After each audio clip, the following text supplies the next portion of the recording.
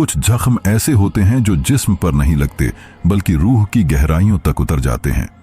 कुछ कहानियां ऐसी होती हैं जो सिर्फ सुनी नहीं जाती बल्कि जी जाती हैं।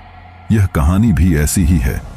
कहानी एक नौजवान की जिसे अपनी ही मां की गोद से महरूम कर दिया गया, अपने ही बाप की नफरत ने गुलाम बना डाला, अपने ही भाइयों ने उस पर ताने और जुल्म बरसाए, मगर अंधेरों में डूबा हुआ यह लड़का तकदीर के एक ऐसे मोड़ पर आया जहां उसे मिलने वाली थी रोशनी, एक झंझादी की सूरत में जो न सिर्फ उसका दर्द समझेगी बल्कि उसकी दुनिया ही बदल डालेगी।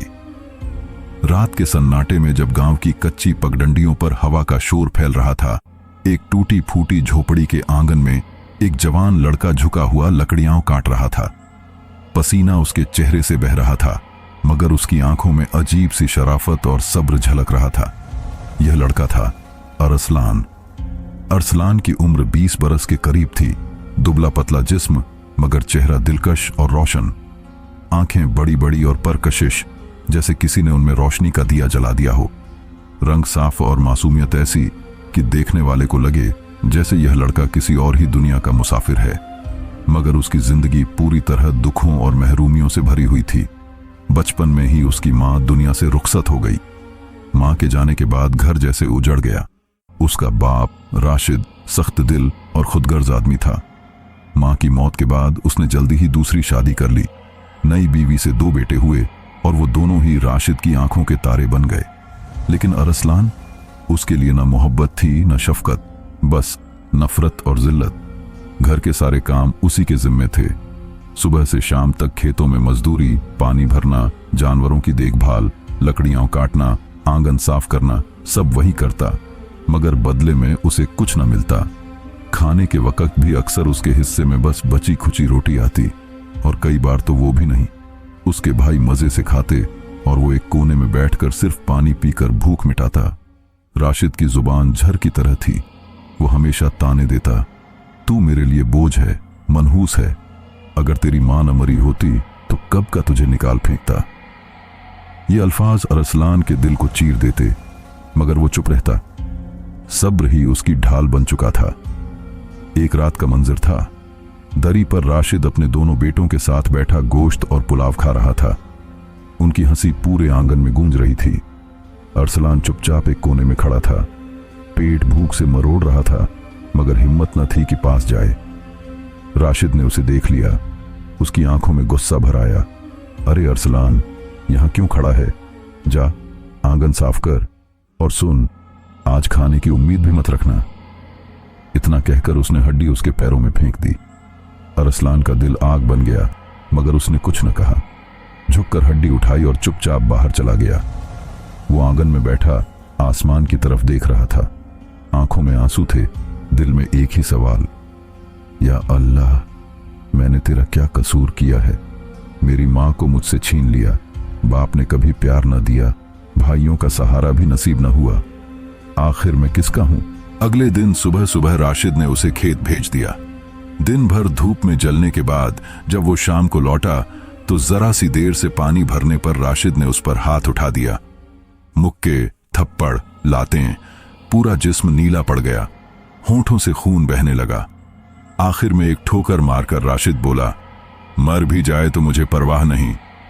ये अल्फाज किसी खंजर की तरह अरसलान के दिल में उतर गए। वो चुपचाप घर से निकल गया। उसके कदम अपने आप जंगल की तरफ बढ़ने लगे। रात थी। चांदनी पेड़ों के बीच से छनकर जमीन पर गिर रही थी। जंगल में अजीब सी खामोशी थी। अरसलान एक पुराने बरगद के नीचे बैठ गया। दिल रो रहा था। उसने आसमान की तरफ देखकर दुआ की, या अल्लाह, मेरा कोई नहीं, अगर तू ही मेरा सहारा है तो मुझे कोई रास्ता दिखा दे। अचानक हवा बदल गई। डालियां हिलने लगीं। फिजा में हल्की हल्की सरगोशियां गूंजने लगीं। अरसलान का दिल धक से रह गया। उसने चारों तरफ देखा तो हैरान रह गया। उसके सामने एक अजीब मंजर था। रोशनी का एक हल्का सा दायरा, और उसके अंदर एक नाजुक सी लड़की खड़ी थी। उसकी आंखें नीली थीं, जिनसे रोशनी निकल रही थी। उसके जिस्म से हल्की नीली चमक उठ रही थी, जैसे वो इंसान नहीं बल्कि किसी और जहान की मखलूक हो। उसके चेहरे पर मासूमियत और उदासी ऐसी थी कि देखने वाला ठहर जाए। ये कोई आम लड़की नहीं थी, ये एक जिनजादी थी। अरसलान के कदम कांप गए। उसने पीछे हटना चाहा, मगर जिस्म में ताकत न थी। जिनजादी ने नरम मुस्कान के साथ उसकी तरफ देखा और कहा, डरो मत अरसलान, मैं तुम्हें नुकसान पहुंचाने नहीं आई, मैं तुम्हारा दर्द देखने आई हूं। अरसलान हैरान होकर बोला, तुम मेरा नाम कैसे जानती हो? जिनजादी की आंखों में गम उतर आया। मैं उस दुनिया की हूं जहां सब कुछ देखा जाता है, तुम्हारे आंसू भी, तुम्हारी दुआएं भी और तुम्हारे जख्म भी। मैं बरसों से तुम्हें देख रही हूं अरसलान। अरसलान खामोश रह गया। उसके दिल में पहली बार किसी ने उसका दर्द महसूस किया था। वो बेतकल्लुफ बोला, मेरी जिंदगी अंधेरों से भरी है, अगर तुम सच कह रही हो तो बताओ, क्या कभी मेरे लिए भी रोशनी आएगी? जिनजादी ने धीरे से उसकी तरफ हाथ बढ़ाया। उसके लम्स से अरसलान के दिल को अजीब सा सुकून मिला। हां अरसलान, रोशनी आएगी और वो रोशनी तुम्हें अंधेरों से बाहर निकाल लेगी। ये उनकी पहली मुलाकात थी, एक मजलूम इंसान और एक तन्हा जिनजादी। दोनों के दिलों के बीच एक खामोश रिश्ता बंध गया। मगर अरसलान ये नहीं जानता था कि ये रिश्ता सिर्फ सुकून नहीं बल्कि एक तूफान भी लेकर आएगा। रात का अंधेरा गहराता जा रहा था। गांव के कच्चे मकानों पर सन्नाटा छाया हुआ था, लेकिन अरसलान के दिल में वो सुकून नहीं था जो दूसरों को नींद में मिलता था। उसके कानों में अब भी बाप की डांट गूंज रही थी और हाथों के छाले उसकी मेहनत का मजाक उड़ा रहे थे। वो चारपाई पर लेटा छत को देख रहा था और बार बार अपनी मां को याद कर रहा था।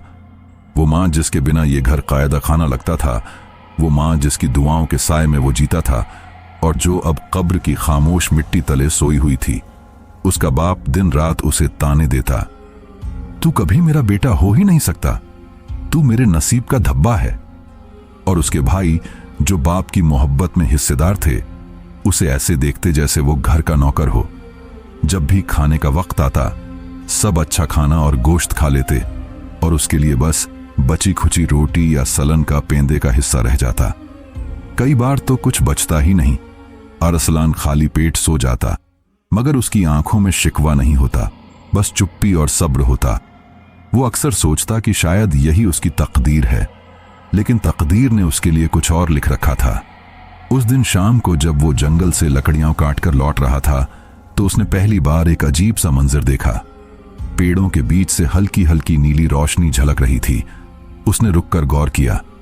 ये रोशनी न आग की थी, न किसी चिराग की। उसके दिल में डर तो आया, मगर उसकी मासूम फितरत ने उसे भागने के बजाय करीब जाने पर मजबूर किया। रोशनी के बीच में एक साया था, जैसे कोई लंबे बालों वाली लड़की खड़ी हो। अरसलान के कदम लड़खड़ाए, दिल तेजी से धड़कने लगा। उसने आंखें मलकर देखा, मगर मंजर वैसा ही था। वो और करीब गया तो उस साए से हल्की सी सरगोशी आई। क्या तुम मुझे देख सकते हो? अरसलान पीछे हट गया। उसकी आवाज कांप रही थी। तुम कौन हो? साया धीरे धीरे साफ होने लगा। ये कोई आम इंसान न थी। उसका रूप हसीन भी था और रहस्यमयी भी। उसके चारों ओर नीली रोशनी का हल्का था, जैसे आसमान के सितारे उसके वजूद में उतर आए हों।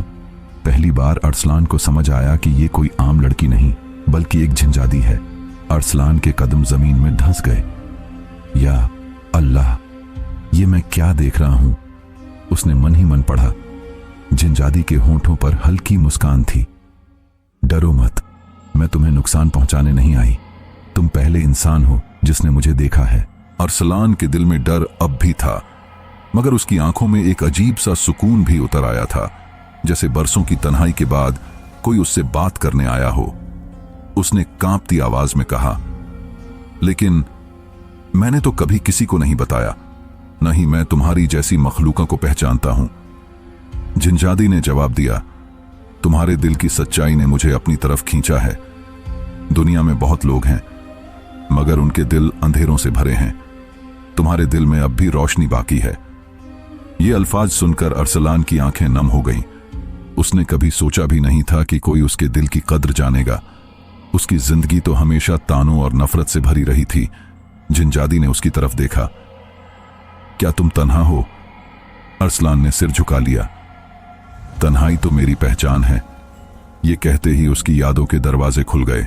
बाप के ताने, भाइयों की हंसी, खाली पेट की रातें, सब आंखों के सामने घूम गया। झिंझादी खामोश उसे देखती रही। उसकी आंखों में भी हल्की नमी झलकने लगी, जैसे वो उसका दर्द महसूस कर रही हो। उस पल अरसलान ने पहली बार महसूस किया कि शायद वो अकेला नहीं, कोई है जो उसका दर्द समझ रहा है। रात गहरी हो गई और जंगल की हवा में ठंडक बढ़ गई। झिंझादी ने धीमे से कहा, अभी वक्त नहीं कि मैं सब कुछ बताऊं, मगर जान लो कि मैं तुम्हारे करीब रहूंगी। तुम्हारा दुख मेरा दुख है। ये कहकर वो धीरे धीरे गायब हो गई। रोशनी बुझ गई और जंगल फिर अंधेरों में डूब गया। अरसलान वहीं खड़ा रह गया। उसकी धड़कन अब भी तेज थी, मगर दिल में एक नया सुकून उतर आया था। उसे महसूस हुआ कि बरसों बाद पहली बार उसकी आंखों में नमी खुशी की थी, गम की नहीं। जब वो घर लौटा तो हमेशा की तरह उसके लिए खाने को कुछ न था। भाइयों ने पेट भर लिया था और बाप ने जलती नजरों से उसे देखा। कहां मर गया था इतनी देर? अरसलान ने सिर झुकाकर कहा, जंगल से लकड़ियां काट रहा था। बाप गुर्राया, झूठ बोलता है, तू दिन भर आवारागर्दी करता है और हम तेरे लिए मेहनत करें। आज से तू और ज्यादा काम करेगा, समझा? अरसलान ने कोई जवाब न दिया, बस चुपचाप अपने कमरे में चला गया। मगर उसके दिल में अब वो रोशनी थी जो जंगल में झिंझादी की मौजूदगी से मिली थी। अगली रात जब वो फिर जंगल गया तो उसी पेड़ के पास रोशनी दिखाई दी। दिल तेजी से धड़कने लगा, मगर इस बार डर कम था और इंतजार ज्यादा। वो करीब पहुंचा तो झिंझादी फिर मौजूद थी। उसने कहा, मैं जानती थी कि तुम आओगे। अरसलान ने हल्की मुस्कान के साथ जवाब दिया, शायद मुझे भी यही यकीन था। इस बार दोनों के बीच बातें बढ़ीं। अरसलान ने अपना दुख सुनाया और झिंझादी ने अपनी तन्हाई के किस्से। दोनों की दुनिया अलग थी, लेकिन दर्द एक जैसा था। यही दर्द उन्हें करीब लाने लगा। वक्त गुजरता गया और अरसलान की जिंदगी बदलने लगी। अब वो पहले जैसा तन्हा महसूस नहीं करता था। बाप का जुल्म और भाइयों की नफरत अब भी वही थी, मगर उसके दिल में अब एक राज था, एक उम्मीद थी। वो राज था एक झिंझादी का, जो अंधेरों में उसके लिए रोशनी बनकर आई थी। और उसे ये खबर न थी कि ये रोशनी सिर्फ उसकी तन्हाई दूर करने नहीं, बल्कि उसकी तकदीर बदलने के लिए भी आई है। रात का अंधेरा पूरे गांव को अपनी गिरफ्त में लिए हुए था। अरसलान आंगन में बैठा अपने घायल हाथों को देख रहा था। दिन भर की मेहनत ने उसकी हथेलियों की कोमलता छीन ली थी। जब भी पिता की कड़वी आवाज कानों में गूंजती, तू कभी आदमी नहीं बनेगा, बस एक बोझ है, तो ये चोट और गहरी हो जाती। लेकिन अब वो पहले जैसा चुप रहने वाला गुलाम नहीं था। झिंझादी के शब्द उसके दिल में एक नई रोशनी जगा चुके थे। उसे याद था जब उसने कहा था, तुम्हारे दिल की सच्चाई ने मुझे अपनी ओर खींचा है। यही शब्द उसकी टूटी हुई रूह को संभाले रखते। घर का माहौल दिन ब दिन और जहरीला होता जा रहा था। पिता का गुस्सा अब छोटी छोटी बातों पर भी बरस पड़ता। एक दिन भाइयों ने झूठा इल्जाम लगाया कि अरसलान ने अनाज चुरा लिया है। बिना सुने पिता ने डंडा उठाया और उसे पीटना शुरू कर दिया। बदन पर नीले निशान पड़ गए, मगर होंठों पर खामोशी की मुहर लगी रही। उस रात सबके सो जाने के बाद वो चुपचाप घायल शरीर लिए घर से निकला और जंगल की ओर बढ़ा, जहां दूर उसे रोशनी दिखती थी। जैसे ही पास पहुंचा, उजाला फैल गया। झिंझादी उसका इंतजार कर रही थी। तुम फिर जख्मी हो? उसकी आंखों में दर्द झलक रहा था। अरसलान ने थकी हुई मुस्कान दी, मेरे जख्मों की फिक्र मत करो, ये तो अब आदत बन गए हैं। उसने धीरे से उसके हाथ थामे और रोशनी की एक किरण जख्मों पर डाली। पल भर में घाव भर गए। अरसलान दंग रह गया। ये कैसे हुआ? वो नरम आवाज में बोली, मेरी दुनिया तुम्हारी दुनिया जैसी नहीं है। हम रोशनी से बने हैं और रोशनी ही हमारी शिफा है। लेकिन याद रखना, हर घाव का इलाज नहीं होता।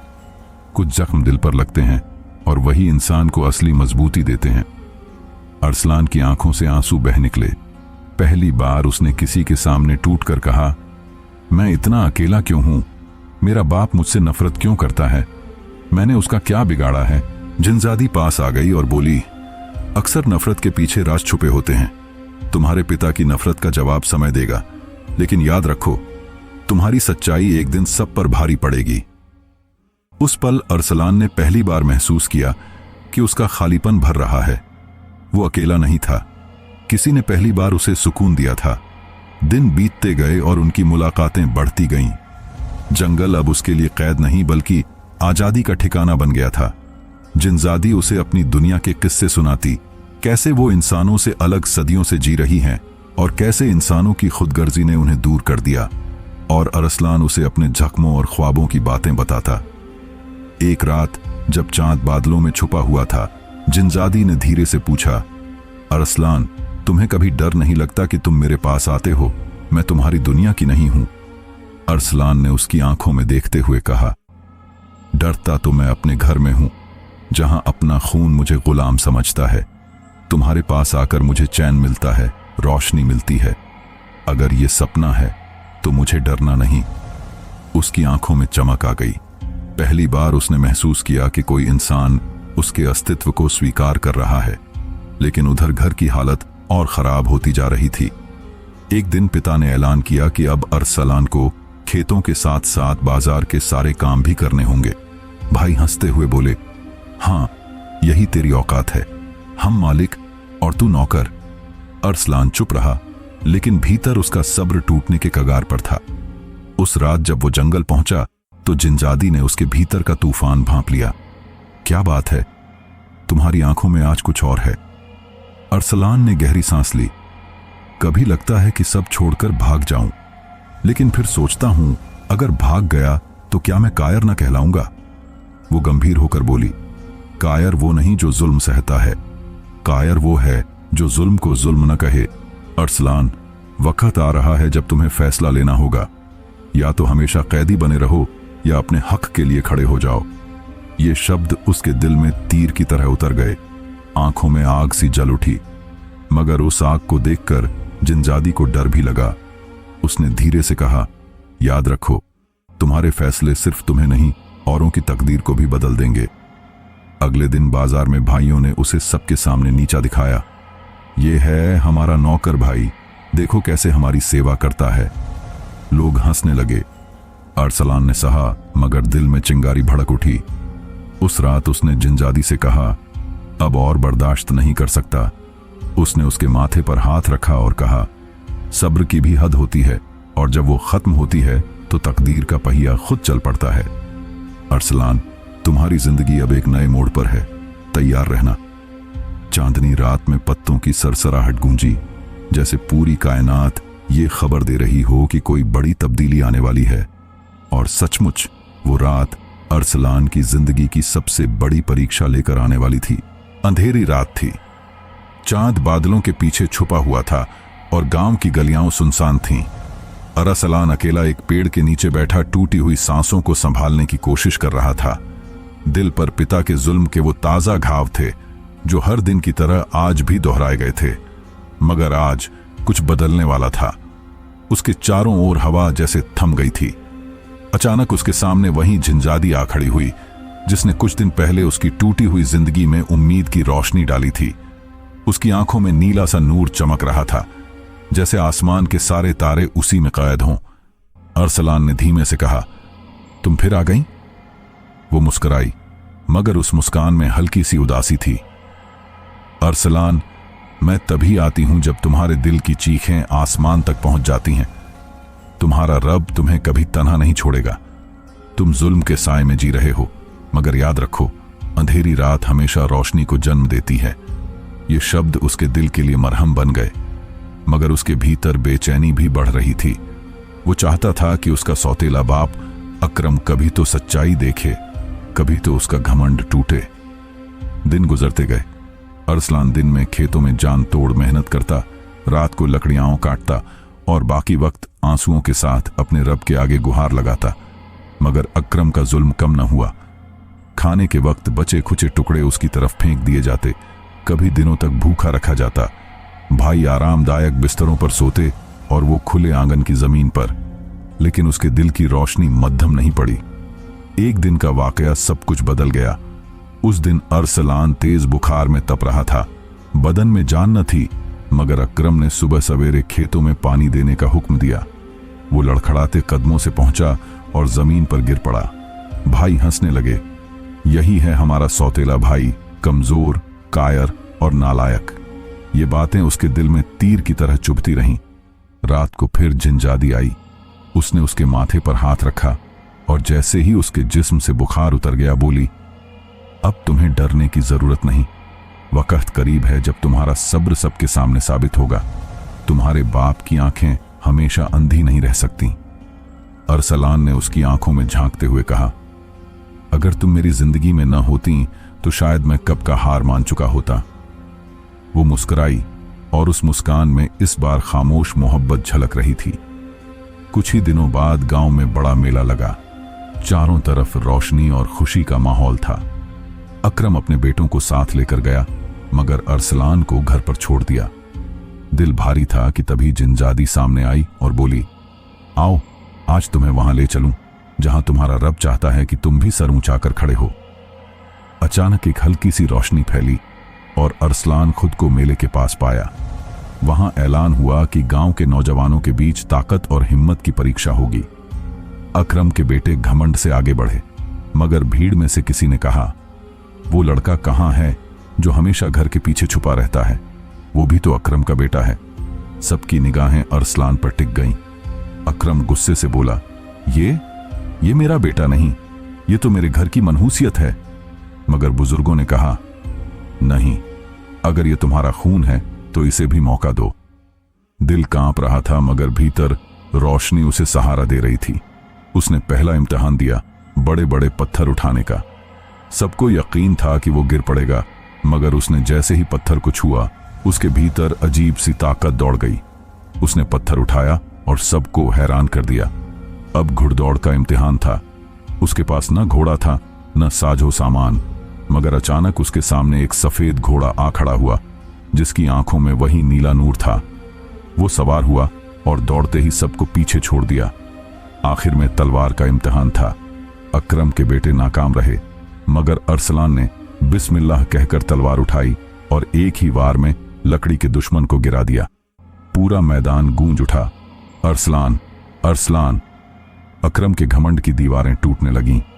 उसके दिल में पहली बार एहसास हुआ कि शायद ये लड़का सचमुच उसका सहारा है, मगर रात को वो जलन और शर्मिंदगी में पिघल रहा था। उसने तय किया कि अगले दिन खेत में बुलाकर अरसलान को मार डालेगा। उस रात जिनजादी फिर आई। उसकी आंखों में आंसू थे। उसने कहा, कल तुम्हारे सब्र का आखिरी इम्तिहान है। तुम्हारे बाप का दिल पत्थर बन चुका है, मगर अगर तुमने अल्लाह पर भरोसा रखा तो जालिम का अंजाम सबके सामने होगा। सुबह खेत में अकरम ने अरसलान को धक्का देकर गिराया और दरांती उसके गले पर रख दी। गरजा, आज मैं तुझे खत्म कर दूंगा ताकि मेरी इज्जत बची रहे। अरसलान की आंखों से आंसू बह निकले।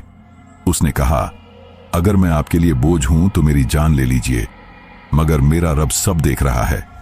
ये लफ्ज आसमान तक पहुंचे और अचानक खेत रोशनी से भर गया। जिनजादी प्रकट हुई। उसकी आंखों में आग की चमक थी। उसने आसमान की तरफ देखा और कहा, ऐ जालिम, जिस बेटे को तूने ठुकराया वही तेरी नजात का सहारा है। अकरम के हाथ कांप गए। दरांती जमीन पर गिर गई। वो रोता हुआ अरसलान के कदमों में गिर पड़ा। बेटा, मुझे माफ कर दो। मैंने तुम्हें कभी बेटा नहीं माना, मगर तुम ही मेरा असली सहारा हो। अरसलान ने आंसुओं से भरी आंखों के साथ उसके सर पर हाथ रखकर कहा, मैंने आपको माफ किया, मगर याद रखिए, अल्लाह सब देखता है। गांव में यह खबर फैल गई। लोग हैरान थे कि अकरम का घमंड किस तरह टूटा। अरसलान के सब्र और जिनजादी की कुर्बानी ने सब कुछ बदल दिया। उस दिन के बाद अकरम ने उसे गले लगाया और बाकी बेटों को सिखाया कि असली ताकत घमंड में नहीं, सब्र और मोहब्बत में है। जिनजादी मगर जानती थी कि उसका वक्त पूरा हो चुका है। वो आखिरी बार सामने आई और बोली, मेरी दुनिया अलग है, मैं जा रही हूं, मगर तुम्हारे सब्र और मोहब्बत ने मुझे इंसानों से ज्यादा सिखाया है। अरसलान की आंखें भर आईं। उसने कहा, तुमने मुझे जीने की हिम्मत दी, मैं तुम्हें कभी नहीं भूलूंगा। वो मुस्कुराई और रोशनी में बदलकर आसमान की ओर उड़ गई। अरसलान देर तक उसे देखता रहा। उसके दिल को सुकून था कि उसका रब हमेशा उसके साथ है। वक्त बीता और अरसलान गांव का सबसे इज्जतमंद और नेक दिल इंसान बन गया। लोग उसके पास फैसले करवाने आते और जब कोई उससे पूछता कि ये हिम्मत कहां से आई, तो वो मुस्कुराकर कहता, ये सब अल्लाह की अता है और उस रोशनी की अमानत है जो मेरी जिंदगी में आई थी।